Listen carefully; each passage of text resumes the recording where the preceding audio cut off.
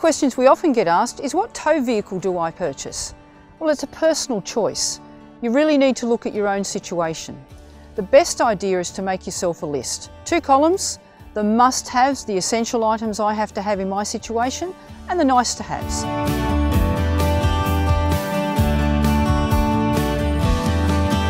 The most important thing to start off with is to know your budget for your vehicle. So Jewel, what are some of the must-haves? Well, the first thing you're going to look at is whether it's 2-wheel drive or 4-wheel drive. And that depends on where you want to go, how adventurous you'd like to be.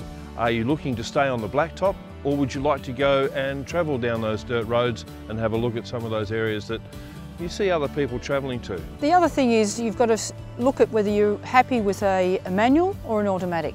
The advantages would be for me to have an auto, in the fact that I can do slow speed manoeuvring, I can reverse the Caravan on site really easily, I'm not right in the clutch doing that, and nowadays modern automatics are almost as economical as manuals anyway. And the other thing we have to look at with the vehicle is whether it's petrol or diesel. Economy plays a big part in that choice. Diesels offer far greater fuel economy than petrol models for towing. Not only are they the most popular fuel choice for tow vehicles, but you're pretty much guaranteed to be able to buy diesel no matter how remote you travel. And those facts go hand in hand to determine whether you choose to buy a 4-wheel drive. These vehicles can tow more than 2-wheel drive vehicles, can offer traction on bad and loose surfaces where a 2-wheel drive might struggle, and with a 4-wheel drive you can almost cover any terrain, which means you're not as limited in your travel. And if you pick a diesel, you know you're going to be able to buy fuel when you get there. Don't forget that some diesels require additives such as AdBlue, so factor that into your travel plans. The consideration of how many seats you need. Is it just a couple travelling, or is your family going to grow and situations change and you may need those extra seats? Anything else to consider? Well, there's always whether you're happy with a wagon or a dual cab. The dual cab seems to be a very popular option these days, but it's all personal preference.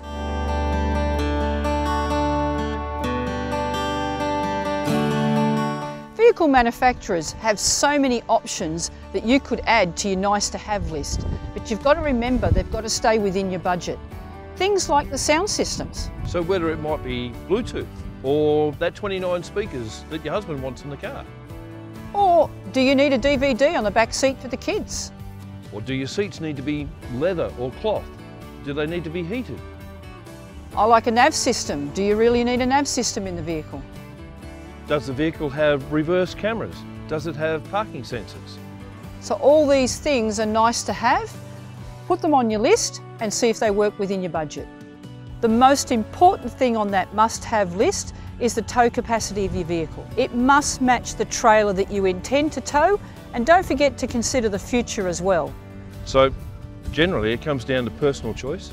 Make sure that you make that list and give it a good going over for your vehicle choice. Make sure you choose the vehicle that is right for you. And don't forget, it needs to fit your budget as well. And your garage.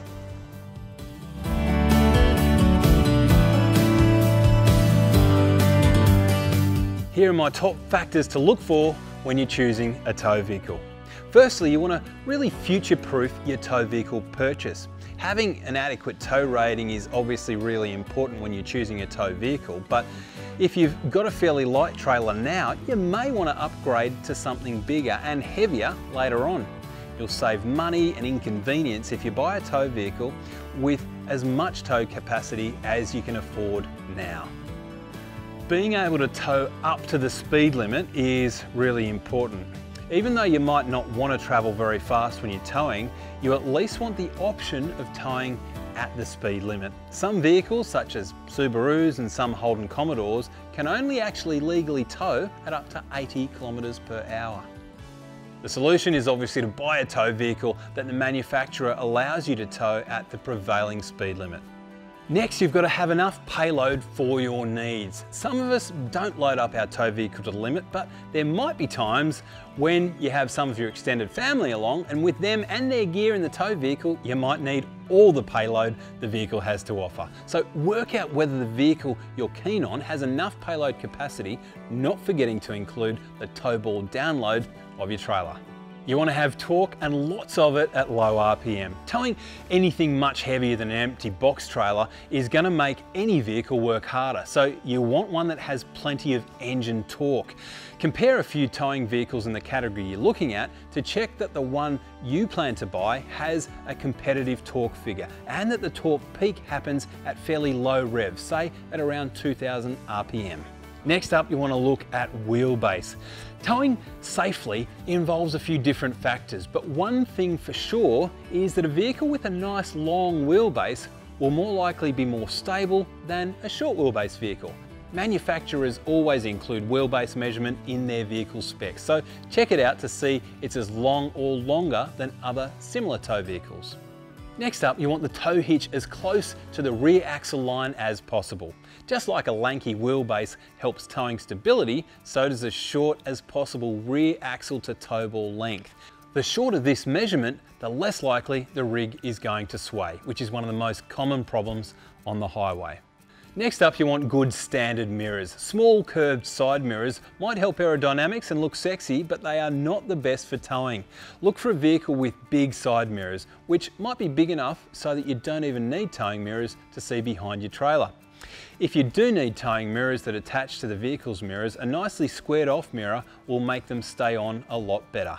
Next up, you obviously want a good touring range. You want to be able to travel a decent distance with a trailer behind, but any vehicle will suck down fuel at a quicker rate when towing. A diesel will chew less fuel than a petrol when towing, so diesel power might be the go. The solution is to choose an economical vehicle with a big fuel tank, at least 80 litres plus. Now, choosing between a two-wheel drive or four-wheel drive. If you plan to stick to highways, a two-wheel drive vehicle seems like an easy choice because they use less fuel, they're cheaper to buy and maintain than most four-wheel drives. But even just pulling off the tarmac on some outback roads in the wet can lead to you getting bogged. If your funds will stretch to it, get a four-wheel drive. It'll reduce the risk of getting stuck in the middle of nowhere and opens up the opportunity to explore more areas than a two-wheel drive can go. And finally, make sure you buy a vehicle with a rear view camera. If you're running through the options list for your shiny new tow tug, this is one thing you'll want to tick. Being able to see exactly where the coupling is when hitching up will make life a lot easier, even when you've got a guide directing you in.